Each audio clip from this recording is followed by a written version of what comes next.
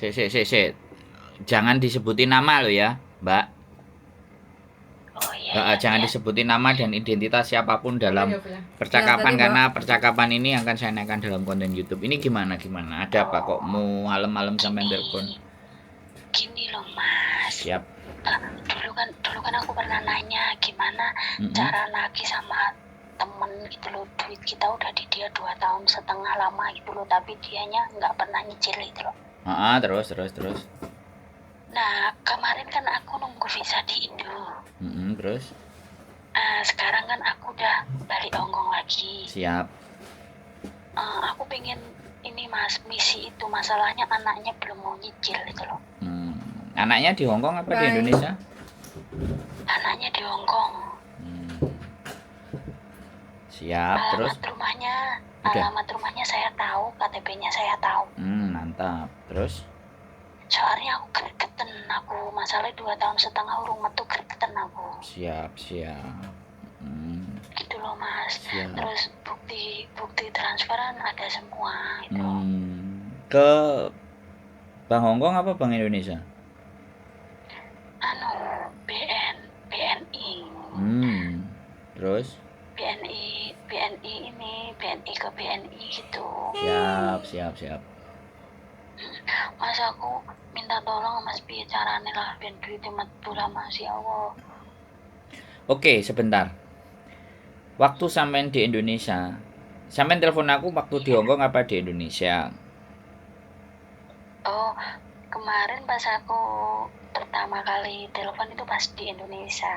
Terus aku nyuruh apa, sampean masih ingat nggak? Aku kelihatannya masih ingat. Nah, apa coba? Masih ingat KTP, alamat rumah, nah, terus? sama bekas-bekas TV. Terus? Sudah sampean bawa ke Polsek atau Polres setempat yang daerahnya dia nggak? Belum. Nah, tuh Mbak, terus? Ya udah, itu katanya kalau nagih di Hongkong pakai alamat Hongkong. Iya, kita lakukan 2 hal. Pada saat sampean di Indonesia, sampean lapor ke Polsek atau Polres di daerahnya dia. Itu untuk ngejar di Indonesia. Untuk ngejar di Hongkong, kita pakai address dan alamat dia KTP di Hongkong. Jadi 2 hal kita jalanin. Artinya ketika dua-duanya surat datang, satu ke rumahnya dia, satu ke Hongkong, kan panik. Lah rumahnya dia itu alamatnya nggak lengkap, ngertinya Sidoarjo toh. Nah makanya kan aku ngomong ke sampean, dalam berperkara sampean mesti komplit. Ini loh masalahnya. Gitu ya. Nah kalau sampean nggak komplit, aku juga nggak bisa berbuat apa-apa dong, Mbak. Boleh nggak saya ngomong kayak gitu? Tapi kalau sampean saya harus nemui orangnya berarti. Kalau sampean, ya sekali lagi, kalau sampean ya kan alamatnya di Hongkong jelas, kan kita bisa mempersoalkan itu di Hongkong ibaratnya. Ya kan, mempersoalkan itu di Hongkong. Nah, untuk yang di Indonesia ya harus kita persoalkan juga. Tapi syarat dan semuanya harus KTP, alamat tempat tinggal atau semua baru. Oh, gitu. Berarti saya harus minta alamatnya dong.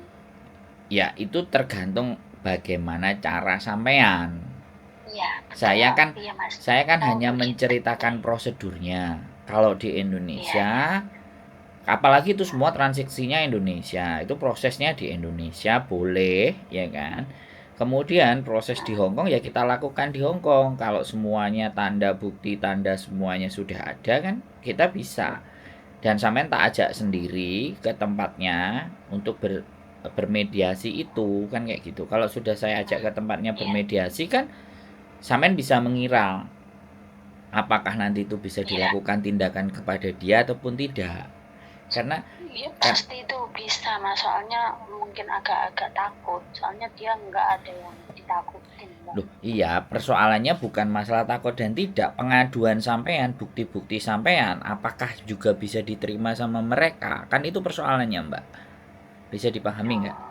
Ya karena hukum Indonesia sama hukum Hongkong jelas bisa berbeda gitu loh. Tapi ya insya Allah kita akan jalankan dua-duanya ketika memang bisa. Kalau ataupun nggak bisa, kan sampean sendiri yang menyatakan dan sampean ngerti sendiri jalurnya. bukan asal saya ngomong bisa itu terus bisa, enggak.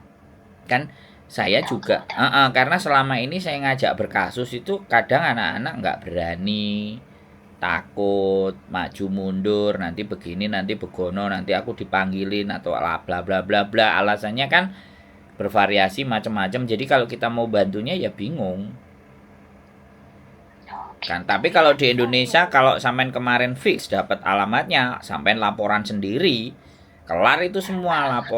Laporan sudah jalan, pasti disuratin itu untuk dipanggil anaknya, walaupun posisinya ada di Hongkong, sampean jangan bilang. Jadi laporan itu akan ditindaklanjuti.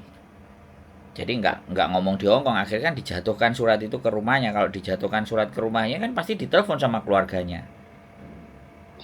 Nah begitu, makanya sampean juga walaupun di Indonesia, sampean juga berkoordinasi dengan saya.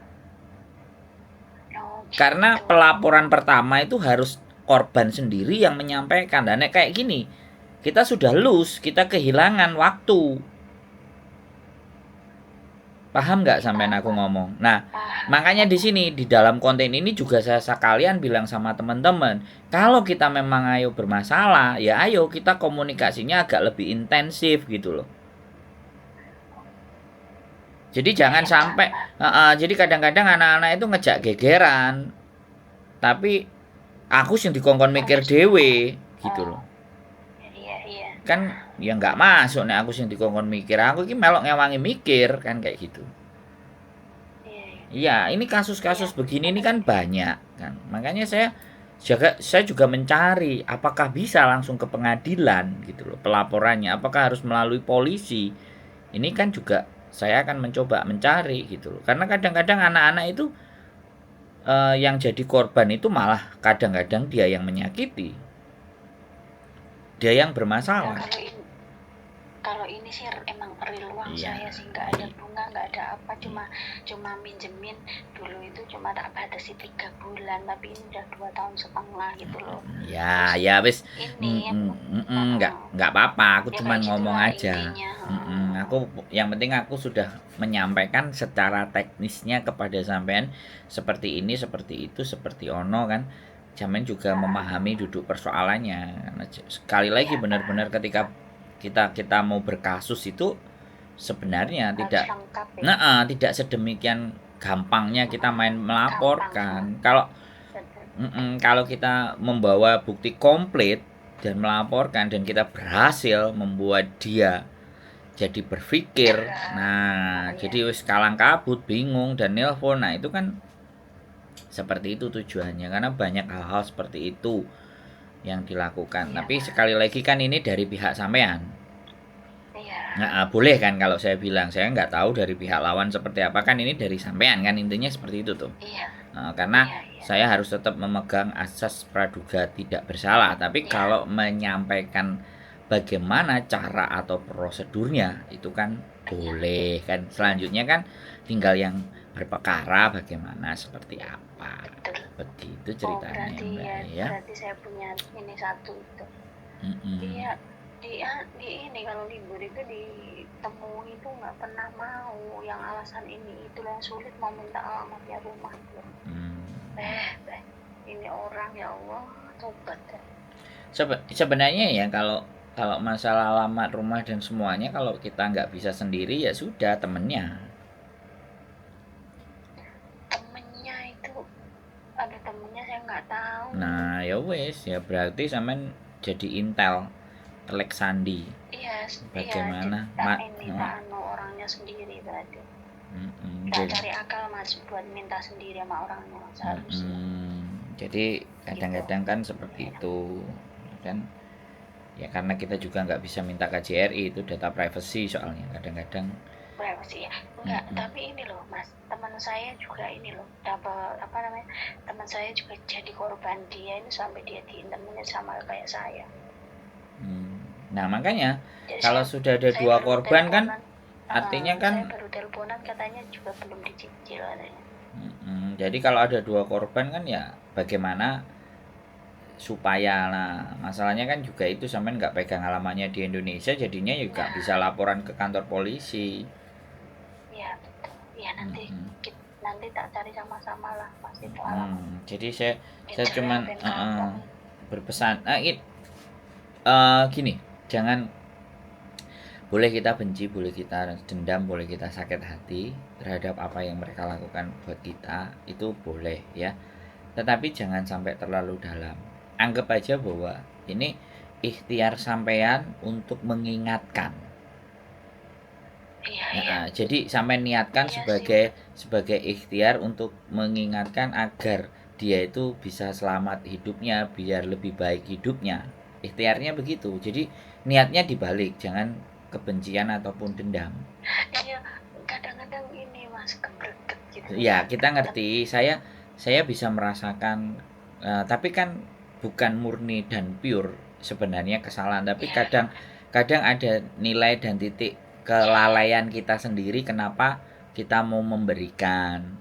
Terus rayuan-rayuan gombalnya dia itu terhadap kita seperti apa. Nah, kan kayak gitu tuh. Jadi kan orang boleh menyalahkan orang lain, tapi kan sambil kita melihat ke dalam diri kita. Akhirnya ketika menjalani sesuatu itu jatuhnya sampai itu nggak kebakar dengan dendam dan kemerungsung, tetap di logika yang pas gitu loh.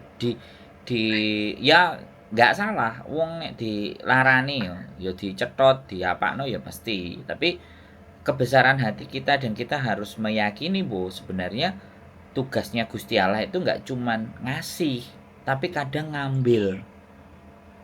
Iya emang iya sih Mas, kadang mikir kayak gitu sih Mas. Iya nggak apa-apa, tetap proses tetap kita jalankan ya kan. Tetapi di dalam hati ya sudah, nek aku anjene menggunakan jalan ini ya Gusti Allah tolong kasih jalan, kasih saya pencerahan, kasih saya petunjuk untuk mengingatkan teman saya agar supaya kan kayak gitu kehidupannya jauh lebih baik, bukan hanya supaya teman saya nyaur ya, kalimatnya ganti supaya dia tidak termakan hutang dan dia juga tidak melakukan hal ini kepada teman-teman yang lain, kan seperti itu. Yakin kok. Iya, kadang sih iya Mas, tapi karena kita Mas saya di intermediate 3 kali doa alhamdulillah masih bisa kesini. Nah, itu kan artinya yang justru hal yang menolong sampean itu karena terzolimi. Loh iya loh, kalau kita hanya berpikir kebencian dan dendam, ya kan? Apa ya mungkin Gusti Allah sampai ngekei kesempatan di intermenit sampai ping 3 kan, ini berarti yo ada sesuatu yang di dalam diri sampean sing rodok ngomyeng gitu loh Mbak, bisa dipahami nggak? Kalau ngomong sama aku kayak gitu ya, kalau ngomong sama aku kita jangan menyalahkan orang lain, jangan menyalahkan keadaan, tapi dari situasi dan keadaan ini bagaimana kita keluar dari keadaan ini, ya kan? Jadi tetap kita punya niat, tetap kita punya ikhtiar dan niat untuk mengingatkan. Nah itu makanya niatnya ke situ. Jadi ya nanti kalau balik itu kan berarti Gusti Allah sik paring rezeki nang sampean. Jadi biarpun kalau nggak balik kan sampean sudah mengusahakan secara maksimal yang semampu sampean, kan seperti itu gitu. Iya sih. Iya sih Mas, kadang lapang dada tapi kadang emosi. Iya nggak apa-apa, namanya manusia, sampean manusia kok. Sampean bukan malaikat Mbak, sing cuman manut karo nurut. Sampean menungso kadang enek pikiran setan nih, enek sing mangkele, enek sing panas, delok kok gerem, kok macake fotone nangone profil kok gaya-gaya mangan padahal di utang, kan ya panas juga toh. Iya, tapi ya sekali lagi tetap kita akan berikhtiar ke sana ya sambil mempersiapkan. Cuman jangan sampai kebakar dengan dendam yang kadang-kadang saya jadi bakar masalah. Iya, nanti ngomong sama saya ya rodok diunggahno ya didukno, tapi tetap enggak nyari info, tetap nyari info. Bahkan nek sampean dengan niat yang lebih baik, kemudahan itu biasanya muncul loh Mbak. Twing. Iya. Kadang-kadang sih pengen ya sudahlah gitu kadang-kadang, tapi kok butuh gitu loh. Ya jangan ya sudah, ya kita tetap berjuang. Tapi niatnya emang rada gak toklek. Halah sampeyan iki wong yo tujuane pengen kon bayar wonge kok leren kalimatnya di enggok-enggokno lho. Ina malu kan biniat. Iya, iya. Wis, aku mau Iya dadi sih. Ya Allah, aku bismillah. aku mau dadi apa jenenge ustad engko bakulan ayat repot. Aku bakulan kertu ya. Apa Aku inget Mas Sandro, apa namanya, bukti yang di Hongkong aja cukup. Oh iya ya, jadi aku udah print semua. Tiba ya alamatnya kurang. Ya wis nggak apa-apa ya. Pokoknya Iya, dibikin siap-siap santai Mas. sambil berdoa, sambil ditunjukkan jalan. Bagi dia syukur-syukur kan dek nelpon sampean, Mbak aku pengen ketemu sampean. Ya kan. Ya Allah Mas. Aku nyicil sakmene sik ya, Mbak.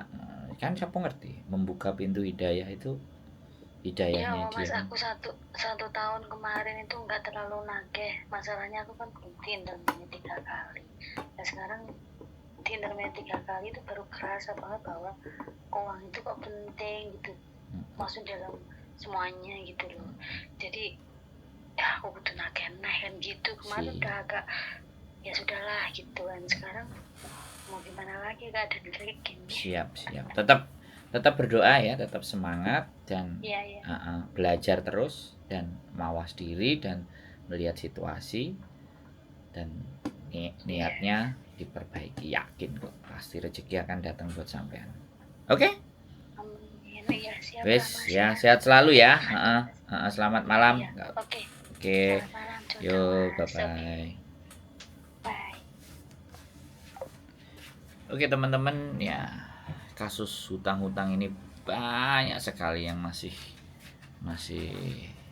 berat ya kan untuk ya jenenge butuh ya seperti apa ya, saya juga tidak akan bisa menyalahkan yang jenenge butuh kan, tapi ya sesuatu hal pasti ada yang tidak betul di dalam diri kita, ada yang tidak benar di dalam diri kita. Ya bagaimanapun kita juga terus tetap berusaha membetulkan apa yang tidak betul di dalam diri kita agar supaya kita bisa menjalani kehidupan ini penuh dengan rasa syukur.